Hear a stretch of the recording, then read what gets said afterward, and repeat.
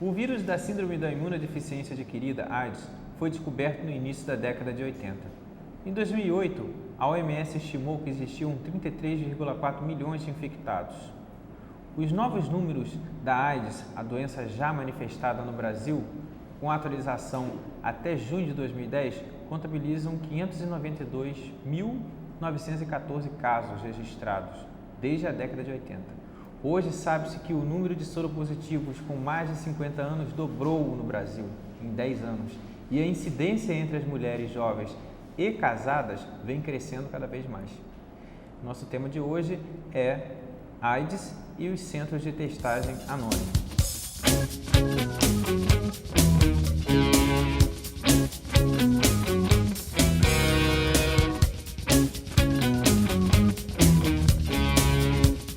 É importante que fique claro que ter AIDS é diferente de ser soropositivo. A faixa etária em que a AIDS é mais incidente em ambos os sexos é de 20 a 59 anos. O Brasil é visto como referência internacional no combate e controle de novos infectados pelo vírus. Contamos com o Centro de Testagem e Aconselhamento, CTA, que fazem parte do nosso sistema de saúde. E como convidada para discutir hoje esse assunto, nós temos a professora doutora Carla Luzia França Araújo, que é doutora em saúde coletiva pela Universidade do Estado do Rio de Janeiro, UERJ, professora da UFRJ e que possui uma tese, inclusive, em relação a essa área do saber. Então, agradeço a presença da professora aqui e eu queria saber um pouco, professora, assim, como está o quadro epidemiológico da AIDS hoje no mundo e, se, em sua opinião, como que está o Brasil hoje nesse quadro? Professor Jorge, a questão da epidemia de HIV e AIDS, né, ainda no mundo, ainda é um grande desafio para todos, né? Esses índices epidemiológicos de incidência e prevalência do HIV, eles estão diretamente relacionados com as políticas públicas desses países e dessas regiões. Então, no caso mesmo ainda da África subsaariana, a gente tem ainda um quadro bastante ainda preocupante, não só pela questão das políticas públicas lá implantadas, como também da própria questão do desenvolvimento e de acesso a serviços de saúde. O leste europeu também apresenta um lugar, e a Ásia, né, como lugares preocupantes nesse cenário da epidemia, porque ainda tem uma quantidade de casos novos ainda bem elevados para o que se espera de uma síndrome, né, de uma transmissão de um vírus com controle maior.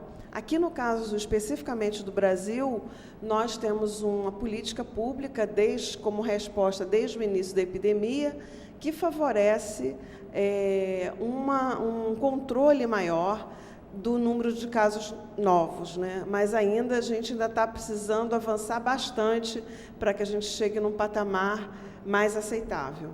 Uhum. E em relação é importante falar um pouco sobre o tratamento também, né?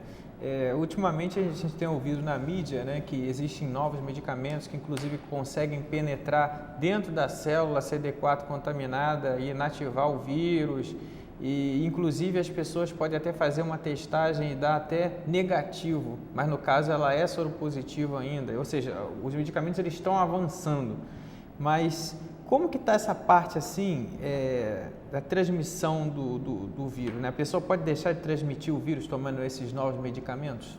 Na verdade, os novos medicamentos eles já têm um tempo, né? E eles são os grandes delimitadores do processo terapêutico das pessoas já infectadas pelo HIV, né? Com a chegada dos antirretrovirais, foi possível dar uma qualidade melhor de vida a essas pessoas já infectadas, e muitas pesquisas estão sendo feitas no sentido de você minimizar também a transmissão. Na verdade, o que se tem hoje quando o cliente, essa pessoa que vive com HIV, que está em tratamento, usa a medicação de forma correta, adequada, dentro de uma adesão a um plano terapêutico, você consegue que esse número de vírus no sangue caia muito ao ponto de... Hoje nós temos um processo de exames, né, de laboratório, que ele pode, inclusive, ficar indetectável. Mas ele não quer dizer que está negativado, quer dizer que não exista o vírus naquela pessoa. Que então, se a gente chegar a isso, pode transmitir. Se chegasse a isso, a gente teria chegado à cura, né? Que eu acho que é o desejo de tanto das pessoas que vivem com HIV, como as pessoas que trabalham nesse campo, é de que isso chegue. Mas ainda mas é importante, não temos. Eu quis trazer essa questão, porque é a forma como a mídia coloca isso. Que como nós estamos num canal universitário, a gente pode discutir isso mais abertamente, né? Porque a forma como a notícia foi passada para um leigo, ele pode entender que ele tomando os medicamentos e ele fazer sexo sem camisinha, ele não vai passar o vírus. Isso daí, professor Porque Jorge... ele está praticamente indetectável, mas na verdade ele tem vírus. Existem estudos que mostram que a quantidade de vírus circulante e a transmissão, existe essa relação, mas... O que se tem de comprovado cientificamente é que, uma vez infectado, essa pessoa é um potencial transmissor, né? Sem dúvida. Além disso, você tem uma outra questão, que o uso do preservativo é a nossa principal arma no sentido de tanto proteger essa pessoa infectada, como prevenir que ele transmita a outros. Porque ele pode até estar com uma quantidade circulante de vírus baixa, mas no momento em que ele tem uma relação desprotegida, ele pode se reinfectar e ter também a possibilidade de se infectar por outras DSTs, né? Como o caso da hepatite B e as outras DSTs. Aumentar a carga viral. Exato. E aí, essa não é a melhor forma de enfrentar a situação. Professora, como funcionam os centros de testagem e aconselhamento? Os centros de testagem e aconselhamento, eles foram criados no Brasil em resposta ao início da epidemia, na década de 80, para evitar que as pessoas buscassem os hemocentros para fazer exame e, assim, com isso, você tem um processo que é chamado de janela imunológica, em que os nossos exames, hoje disponíveis, podem dar negativo, não reator, e essa pessoa ter reatividade, e aí esses centros foram criados para isso. Nesses locais é possível que a pessoa, ou porque se passou por uma situação de risco, ou porque ela deseja saber a sua condição sorológica, ela vai a uma unidade de saúde desse tipo, ela vai receber um aconselhamento onde vai ser conversado com ela aspectos que envolvem situações de risco, né? E aí é oferecido o teste do HIV, que você tem de duas formas, né? Tem um que é um teste rápido, né? Que é feito com uma punção, né? Uma picadinha no dedo, né? E faz em 20 minutos você tem o resultado, e a outra forma é coletando sangue e indo para o laboratório fazer o exame.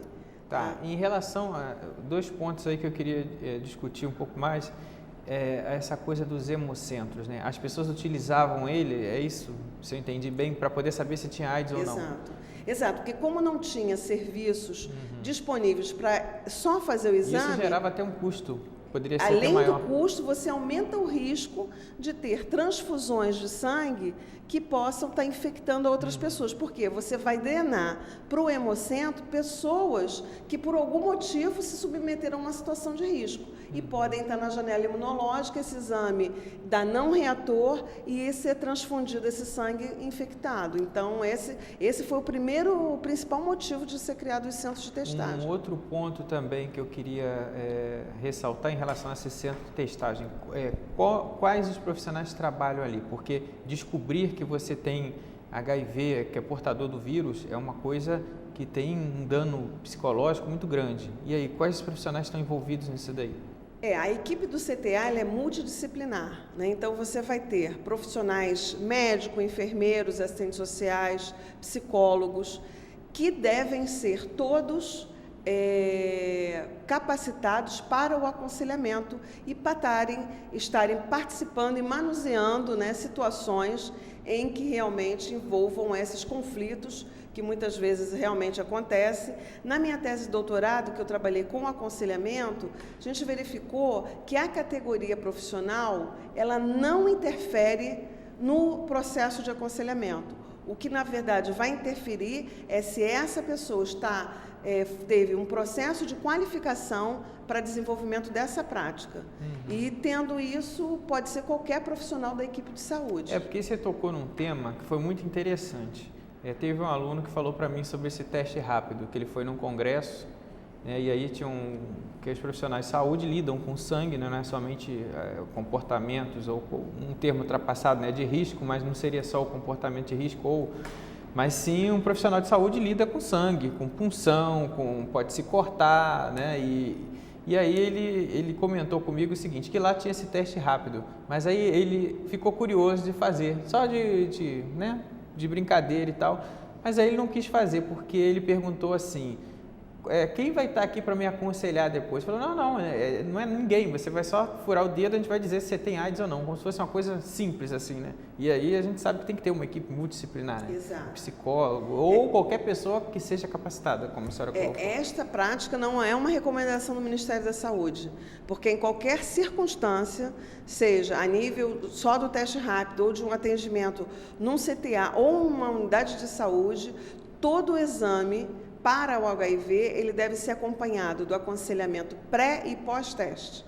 Essa é a recomendação do Ministério da Saúde. Exatamente, por exemplo, o teste rápido é um teste que dá muito mais trabalho, inclusive, para o aconselhador, porque você pode entrar por uma porta numa condição achando que vai fazer só por fazer, né? Porque é legal fazer o exame, e mudar, você sair ali dentro. Então, esse tempo de processamento dessa informação e de avaliação da sua exposição ao risco é muito curto.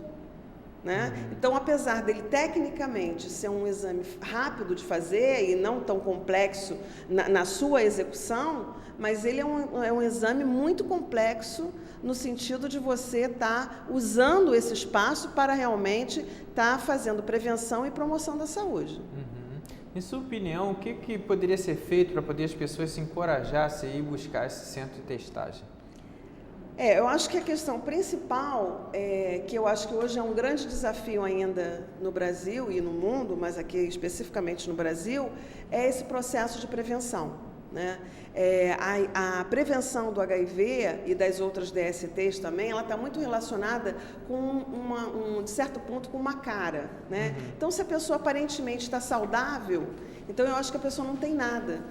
E no caso das doenças, como também a hepatite B e o HIV, a sífilis também, você pode ser um portador, né? Ter o vírus ou a bactéria no seu sangue e em nenhum momento você demonstrar isso. Então, no caso, por exemplo, das mulheres, tem já estudos que mostram que você inicia até uma relação com a camisinha, no momento em que a mulher percebe, né, que ela está segura, que a pessoa é confiável, entre parênteses, acaba o uso do preservativo. E a gente sabe que os dados apontam que as mulheres casadas são as que estão mais se infectando. Tem parceiro fixo, exato. Né? Então, e uma coisa que também é muito preocupante, que no Brasil a gente tem um maior número de casos de homens do que em mulheres. Mas na faixa etária de 13 a 19 anos, quando se pensa na questão de sexo, né, feminino e masculino, as mulheres, né, nessa faixa etária de 13 a 19 anos, elas têm uma quantidade maior de mulheres infectadas nessa faixa etária do que comparada aos homens. Então, isso é preocupante, que são mulheres que vão estar entrando na idade reprodutiva, às vezes no início da atividade sexual, e que vão estar podendo passar essa infecção e viver, né, conviver com a infecção. Em relação a essa situação dos idosos, né, que também passa por esse mesmo princípio dessa segurança sexual, como a senhora colocou. Tipo, eu já estou idoso, ela é idosa também, já é minha parceira, então eu não vou usar camisinha, e aí acaba tendo problema. No caso do idoso, tem 2 pontos que são bastante trabalhados quando a gente trabalha com essa faixa etária, né? Uma em relação à dificuldade da sociedade estabelecer uma relação entre sexualidade e idoso. Né? Então, parece que as pessoas idosas, elas não têm atividade sexual, é uma negação. Depois é muito do Viagra, difícil. É muito mais comum pois é, ter. É muito difícil a gente ver, por exemplo, imaginar a nossa avó tendo uma relação sexual, né? Porque isso é uma coisa que mas aí o preconceito socialmente social. Não faz parte da faixa etária do idoso. E a outra é isso que você falou do Viagra, né? Então, com o advento do Viagra, a atividade sexual, inclusive, ela fica muito mais presente no grupo dos homens, né? E às vezes, por conta do tempo de ereção, né? Isso pode ser utilizado outras práticas, às vezes práticas que colocam em risco maior, né? E aí associa que o preservativo pode interferir na ereção. Né? Então, esse é um outro mito que envolve essa faixa etária e, com isso, se expondo.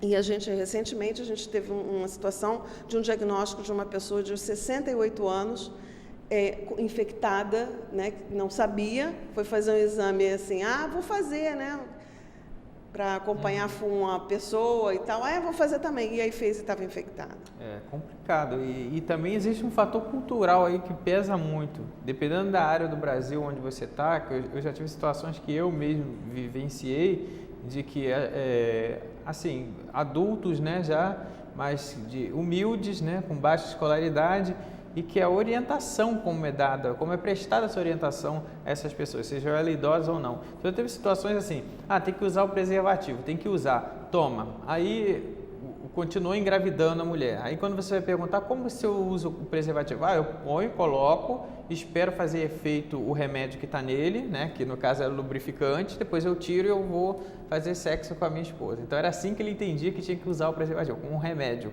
Assim como outros que diziam que eu não uso muito porque aperta muito, porque, inclusive, colocava o saco escrotal dentro da camisinha, dentro do preservativo, do condom. Então, assim, é uma coisa que é real. É real. Mas, assim, por isso que a gente fala, num espaço desse para a gente discutir com a sociedade, que aqui a gente está em Niterói, em São Gonçalo, tem o próprio Rio de Janeiro tem um grau de escolaridade maior, mas tem situações que você vai mais afastado, né? Vai para o interior do estado ou vai mesmo para outros estados que são de outras regiões do país, que as pessoas não vão entender, né? Como que se coloca e se retira. A pessoa, inclusive, pode até se contaminar retirando o preservativo, né? Se não tirar da forma correta. Da forma correta. A informação de que preservativo ele previne DST e AIDS é uma informação muito divulgada e a população sabe disso.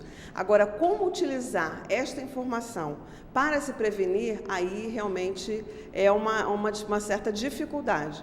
Porque tudo isso que você falou, né? As questões que estão relacionadas ao uso correto do preservativo, elas interferem na prática de um sexo seguro. Né? Uma coisa também muito interessante para falar em relação aos jovens, que são os jovens, como a professora Carla coloca, que são jovens que estão numa faixa etária, aí no caso as meninas mesmo, né, que se sentem mais seguras e tal, e também para aí os meninos, que são os que andam mais, né, os garotos com camisinha, que utilizam camisinha e colocam a camisinha dentro da carteira, de bolso e locais quentes, onde o látex vai se desfazer e quando vai utilizar durante a relação sexual, o látex não presta mais, pode se romper ou ter micro, né, rachaduras e aí acabar se contaminando, não é isso? Então, isso também é importante. E é muito comum quando a gente está no CTA atendendo, de ver pessoas falarem, mas você não usou camisinha? Aí a pessoa fala, não, mas arrebentou, mas estourou. Mas por que estourou? Né? Tem isso que você está falando e também tem algumas questões que são adereços na hora da relação que são utilizados. Adereços, essas eu não conhecia. Não, então, são, por exemplo, tem algumas, como se fossem bolas, né, com líquidos, e alguns desses, que são como óvulos vaginais, que dão sensações, odores, né, e tem óleos, alguns que são à base de óleo. E o látex com óleo, ele rompe. E as pessoas às vezes não sabem disso, né? Então, a fricção com o óleo, na presença do óleo, vai romper o látex. Então, isso é uma questão que é falta de informação do uso correto do preservativo. E isso é fundamental. Inclusive, a gente tem que observar também os próprios profissionais de saúde onde vão armazenar esse látex, esse condom, o que é feito de látex, no posto de saúde, que às vezes colocam no local onde o sol bate em cima, e aí aquilo ali vai estragando. Então, não é o local ideal guardar a camisinha na carteira. Provavelmente você corre um grande risco. Então, guarde em outro local. E também não é bom abrir com os dentes. Exato. Os invólucros, da camisinha são de fácil.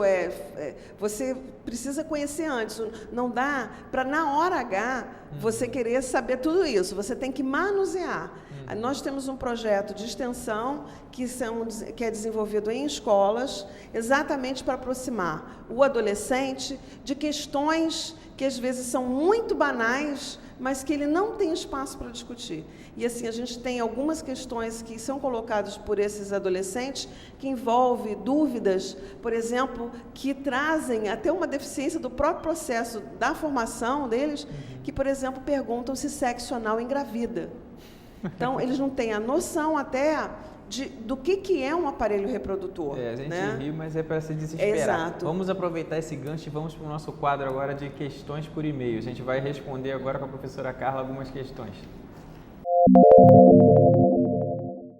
Então aqui a gente tem a primeira pergunta da Bruna Costa, estagiária de cinema. Quais as recomendações necessárias para se fazer o teste anônimo de sorologia para HIV? E se o SUS oferece esse teste? Se tem alguém que pode orientar a respeito lá no dia? Bruna, na política atual do Ministério da Saúde, que já desde mais ou menos 2005 para cá, é de ampliação da testagem. Então, as unidades de saúde básicas devem ter à disposição o teste de HIV, assim como os centros de testagem e aconselhamento, que são lugares específicos, onde você vai poder receber uma orientação específica para o exame e sobre os mecanismos de prevenção e promoção da saúde em relação às doenças sexualmente transmissíveis. E vai ter alguém lá preparado para poder acolher, né? Sim, isso. E, como eu falei anteriormente, o teste de HIV ele só deve ser realizado com um aconselhamento pré e pós-teste na entrega do resultado. Essa segunda pergunta a gente praticamente já respondeu na primeira, que a Fernanda Cruz, estagiária, pergunta se o teste anônimo para sorologia é gratuito, a gente já falou que é, e quais os locais onde pode se dirigir. São os centros de testagem anônimo, mas esses centros eles estão vinculados a unidades básicas de saúde, seria isso? Eles podem estar ou não. Ou não, né? Nós temos lá no Rio, nós temos 3, aqui em Niterói temos 1, e em São Gonçalo também temos um centro de testagem e aconselhamento. A Andréa Gomes de São Gonçalo pergunta, um casal com HIV precisa se preocupar em usar camisinha? Sim, por conta da reinfecção, né? Muitas vezes são vírus de características diferentes, dependendo dos medicamentos que cada um esteja utilizando ou não ainda a medicação.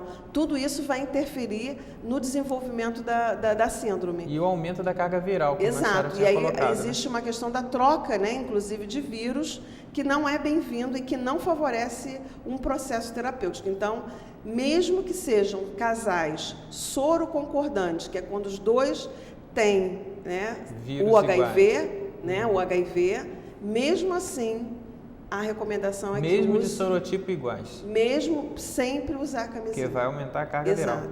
Então, a Andréa está sabendo. Uma pergunta agora do Lucas Santos, estudante. Por que algumas pessoas vivem muito tempo com o vírus sem tratamento e outras morrem tão rápido? Essa questão ela está relacionada com o sistema imunológico e com também, muitas vezes, a mesma pessoa, pelo fato de não ter uma prática de sexo seguro, ela se reinfecta. Então, uma pessoa que tem uma prática que vai sempre se reinfectando, logicamente ela tem uma chance, é como se você fosse injetando nela mais vírus, mais vezes. Então, a possibilidade dela também desenvolver a síndrome adoecer é maior do que aquela que só teve um momento que se infectou e não tem mais esse processo. Além disso, vai do sistema imunológico de cada pessoa, Eu acho que está envolvido com várias outras questões que não só a síndrome. O estresse, que mexe com o sistema imunológico. Outras doenças, muitas outras questões. A própria alimentação também está ligada ao sistema qualidade de vida, tudo isso. Isso tem a ver com essa outra pergunta aqui da Gislaine Oliveira, que é vendedora. Como posso suspeitar se tenho AIDS? Difícil, né? Na verdade, ela deve procurar o serviço de saúde antes dela suspeitar de ter AIDS, né? Porque a AIDS ela já está com a síndrome. E as doenças oportunistas que vão caracterizar a AIDS são doenças graves. Algumas podem trazer sequelas permanentes, como a neurotoxoplasmose, que é uma doença, né, que pode dar no cérebro e a pessoa ter lesões permanentes no seu organismo. E, além disso, tem a tuberculose aí, né, que é uma coisa que também está muito... Né, as pessoas. Exato, que é uma co-infecção muito importante. Mas vamos interpretar essa pergunta da Gislaine de uma forma diferente, porque, assim, eu entendi de uma forma, foi até bom a senhora ter entendido de outra, porque eu fiquei pensando assim, talvez ela não saiba nem a diferença de HIV para AIDS. Então, ela deve ficar assim, pensando, quais sinais e sintomas eu tenho AIDS? Na verdade, não tem, né? Seria pelo comportamento dela. O ideal é que, essa é uma política também, é uma política que vem ao encontro de que a gente identifique, porque hoje, antigamente, nós não tínhamos o que fazer para essa pessoa que é soropositiva. Hoje nós temos os antirretrovirais, que vão impedir que essas doenças oportunistas se desenvolvam. Então, quanto mais precoce eu tiver a informação de que eu sou portadora ou não do HIV, melhor. Então, é melhor que é isso que eu falei, que a gente não precise chegar ao sintoma, mas que ela procure se ela teve alguma prática de risco e quais são. Contato com material pérfuro cortante, né? A questão do sexo sem o preservativo, sem a camisinha. Então, se ela se colocou numa dessas situações, o ideal é que ela procure um serviço de saúde. Existe até uma campanha, né, do próprio Ministério que chama Fique Sabendo, que é justamente Fique Sabendo a sua condição sorológica, que ela pode procurar um serviço e aí então realizar o exame. E isso não quer dizer que é um atestado de imunidade, mas ela vai saber a sua condição sorológica. E essa é a melhor forma. A Lourdes de Andrade, que ela é dona de casa, ela quer saber o seguinte: há alguma perspectiva de cura ou vacina para AIDS hoje? Olha, perspectiva sempre tem, né? Mas não a curto prazo, nem a médio prazo, né? Então, hoje, agora, a gente tem um recente estudo agora que está sendo desenvolvido em Cuba, mas ainda não entrou na fase de seres humanos, né? Muitas outras pesquisas na área do campo da vacina, também a gente já teve alguns resultados, mas nada que vá substituir a prevenção. Porque hoje o que a gente tem de real é se prevenir. Viver com HIV é possível, mas nem sempre é tão fácil como a gente, às vezes, na mídia, né, fala que toma um remédio, tem remédio os efeitos de graça. Colaterais. Não é bem assim. Né? Tem os efeitos colaterais, as pessoas sofrem com o estigma social. Exatamente. Né? Tem frases na internet das ONGs, né, das pessoas que participam desses fóruns, que traz como é difícil socialmente viver, né, com AIDS. Professora, eu tenho uma pergunta final. Na sua opinião, qual seria o grande desafio para o Brasil em relação ao HIV/AIDS hoje? Eu acho que hoje nós temos dois desafios. Um que se mantém ainda na prevenção, que é de como que as pessoas obtêm essas informações e elas fazem dessas informações hábitos de vida saudáveis. Né? Então, essa é um grande desafio. E o outro é a questão da adesão ao tratamento, porque nós temos aqui no Brasil, né, a política de acesso universal aos antirretrovirais. Entretanto, esse acesso ele tem que ser garantido com a sequência, com a adesão realmente a esses antirretrovirais, porque senão você começa a ter, inclusive, vírus mais resistentes, as pessoas ficam com falha no tratamento. Então, hoje, um dos grandes desafios para as pessoas que vivem com HIV/AIDS é realmente conseguirem se manter dentro de um processo terapêutico com o uso dos antirretrovirais. Esse é um grande desafio. Então, você ficou sabendo de muita coisa hoje com a professora doutora Carla Luzia, da UFRJ, e nós falamos sobre vírus da AIDS, né, que é o HIV, falamos um pouco também sobre a doença e sobre os centros de testagem anônima. Espero que vocês tenham gostado do nosso programa e até o nosso próximo encontro aqui nesse espaço.